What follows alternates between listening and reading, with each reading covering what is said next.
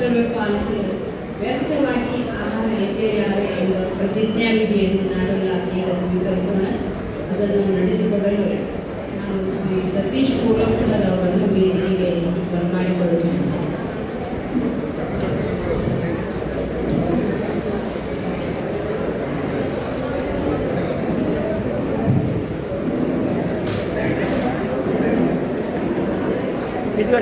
ನಮಸ್ಕಾರ ಎಲ್ಲರಿಗೂ.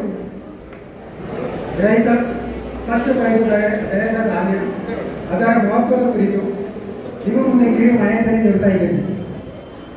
1 ಕಿಲೋ ಅಕ್ಕಿ ಬೆಳೆಗೆ ಸುಮಾರು 2800ರಿಂದ 3500 ಲೀಟರ್ ನೀರು ಬೇಕಾಗುತ್ತದೆ. ರೈತ ಬೀಜ ಬಿತ್ತಿ, ಸಸಿ ನೆಟ್ಟು, ನೀರು ಗೊಬ್ಬರ ನೀಡಿ, ಬೆಳೆದು ಕೊಯ್ಲು ಮಾಡಿ, ಧಾನ್ಯವನ್ನು ಸಸ್ಯದಿಂದ ಬೇರ್ಪಡಿಸಿ ಮೇಲಿನ ಹೊದಿಗೆ ತೆಗೆದು ಸಗಟು ವ್ಯಾಪಾರ ಕೈ ಸೇರಿ ಅಲ್ಲಿಂದ ಚಿಲ್ಲರೆ ವ್ಯಾಪಾರದ ಮೂಲಕ ನಮ್ಮ ಅಡುಗೆ ಮನೆ ಸೇವೆಗಳು ಸುಮಾರು 6 ತಿಂಗಳು ಬೇಕಾಗುತ್ತದೆ. ನಾವು ಆಹಾರವನ್ನು ಎಸೆದರೆ ಅನ್ನದಾತನಿಗೆ ಅಪಚಾರ ಮಾಡೋದಂತಲ್ಲವೇ? ಅದಕ್ಕಂತ ಮೀಸಲಾಗಿ ಜಗತ್ತಿನ ಕೋಟ್ಯಾಂತರ ಜನರು ಉಣ್ಣಲು ಆಹಾರವಿಲ್ಲದೆ ಸಾಯ್ತಿದ್ದಾರೆ.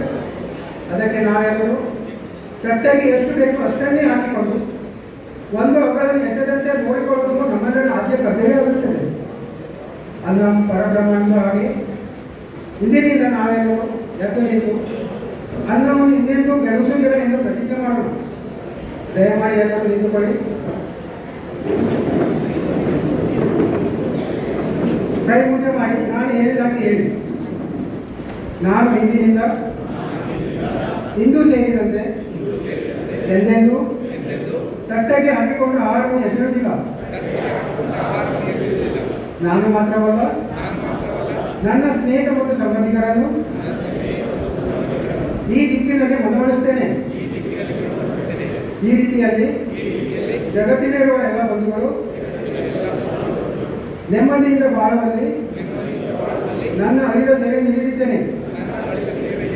ಇದನ್ನು ಬಾಯಿನಲ್ಲಿ ಅಲಡಿಸುವ ಉಪಕ್ರಮವಾಗಿ ಹಿಂದೆ ತಟ್ಟೆಗೆ ಬೇಕಾದಷ್ಟು ಹಾಕಿಕೊಳ್ತೀನಿ ಎಂದು ಮನಸ್ಸಾಗಿ ಪ್ರತಿಜ್ಞೆ ಮಾಡುತ್ತೇನೆ. Thank you. ಇನ್ನೊಂದು ಮಾತು, ಎಲ್ಲರೂ ಹೊಟ್ಟೆ ತುಂಬ ಊಟ ಮಾಡಿ, ಆದರೆ ತಟ್ಟೆಗೆ ಒಂದು ಹಣವನ್ನು ಉಳಿಸಬೇಡಿ. ನಮ್ಮ ಕಾರ್ಯಕಾರಿ ಸಮಿತಿಯ ಸದಸ್ಯರು ಖಾಲಿ ತಟ್ಟೆ ಇರುವ ಸ್ಥಳದಲ್ಲಿ ವೀಕ್ಷಣೆಗಾಗಿ ನಿಂತಿರುತ್ತಾರೆ. ನೀವು ಅನ್ನವನ್ನು ಉಳಿಸಿದರೆ ಮತ್ತೆ ಬುದ್ಧಿ ಖಾಲಿ ಮಾಡಿ ಹೇಳ್ತಾರೆ. ಅದಕ್ಕೆ ಅವಕಾಶ ಕೊಡಬೇಡಿ. ಧನ್ಯವಾದ.